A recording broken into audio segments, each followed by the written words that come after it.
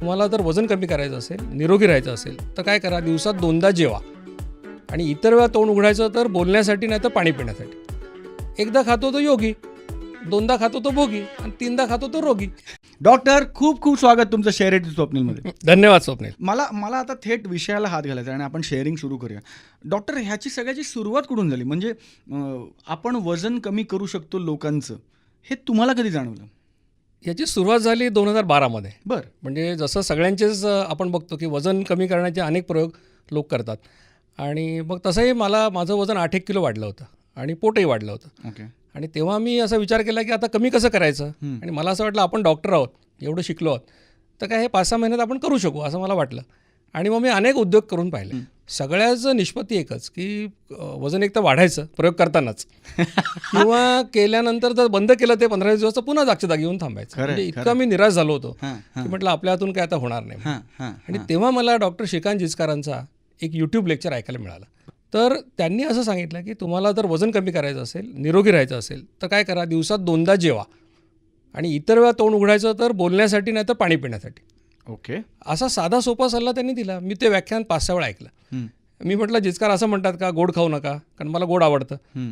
त्यांनी तसं काही म्हटलं नाही. मी म्हटलं नॉनव्हेज खाऊ नका म्हणतात, तसंही नाही.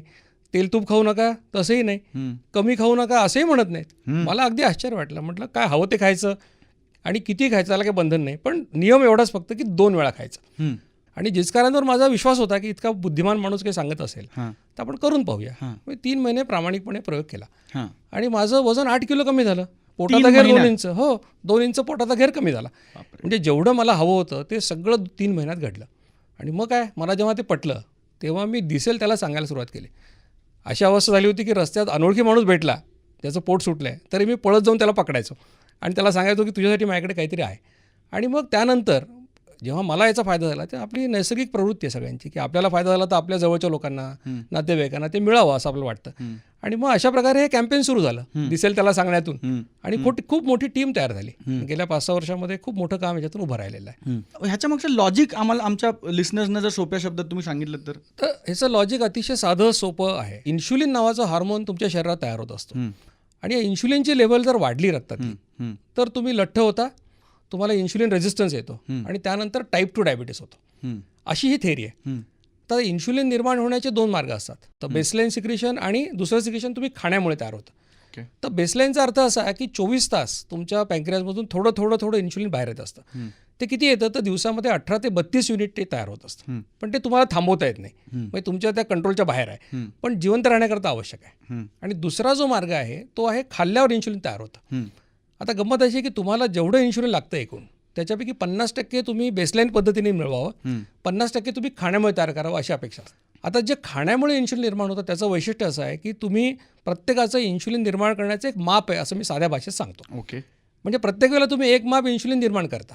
कोणाचं 2 युनिटचं आहे, कोणाचं 10 युनिटचं आहे, कोणाचं 12 युनिटचं आहे. मग होतं असं की तुम्ही 1 पोळी खाल्ली तरी एकच माप इन्शुलिन पडतं आणि 2 पोळ्या खाल्ल्या तरी एकच माप इन्शुलिन पडतं. हे फार महत्त्वाचं आहे. ओके. हा महत्त्वाचा मुद्दा आहे. म्हणजे कमी खाणं आणि जास्त खाणं यांनी फरक पडत नाही. हा पॅरामीटरच नाही. पण खाल्लं की इन्शुलिन पडतं. ओके. आणि एकदा माप रिकामं झालं की तुम्हाला ते भरायला 55 मिनिटं लागतात.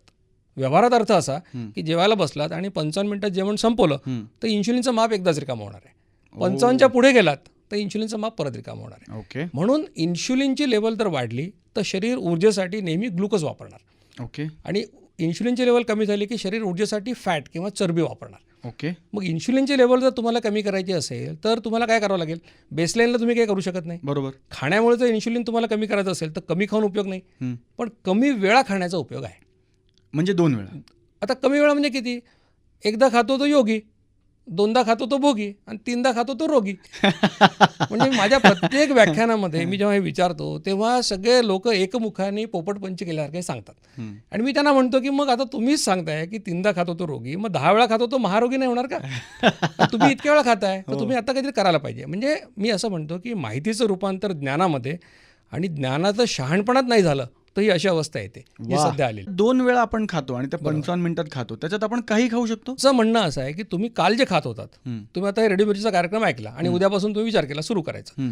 माझं म्हणणं आहे आज जे काही खात होतात तुम्ही गेल्या आठवड्याभरात जे काही ॲव्हरेज खाल्लं असेल ते सगळं तुम्ही उद्या खाऊ शकता. करेक्ट. म्हणजे क्वांटिटी आणि व्हरायटी कुठेही कॉम्प्रोमाइज करायची गरज नाही आहे. करेक्ट. फक्त तुम्ही 2 मध्ये डिवाइड करून खा. असं जरी तुम्ही केलं तरी 6 महिन्यात तुमचं वजन 6.5 किलो कमी होईल, पोटाचा घेर 3.5 सेंटीमीटर कमी होईल, याची तुम्हाला मी गॅरंटी देतो.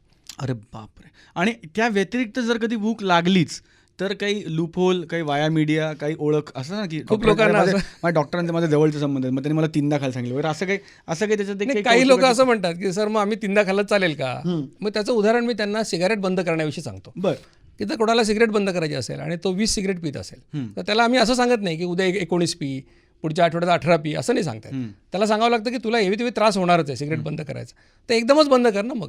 कारण असं तू 18 करशील आणि पुन्हा 20वर येशील पटकन. बरोबर. म्हणून मग तू 2 वेळा सुरू कर असं मी सांगतो सगळ्यांना. फक्त 2 जेवणांच्या मध्ये जर भूक लागल्यासारखं वाटलं, कारण हे सायकोलॉजिकल असतं बऱ्याच वेळा, तर त्यावेळेला तुम्ही काय करा की तुम्हाला काही पदार्थ अलाव केलेले आहेत. ओके. त्याच्यामध्ये पाणी आहे, घरी बनवलेलं पातळ ताक, म्हणजे 2 चमचे दही घ्या, त्याच्यामध्ये ग्लासभर ताक बनवा, ते तुम्हाला त्याची परवानगी आहे. तुम्हाला जर ब्लड प्रेशरचा त्रास नसेल त्याच्यात मीठ टाकू शकता, पण इतर काही टाकू नका.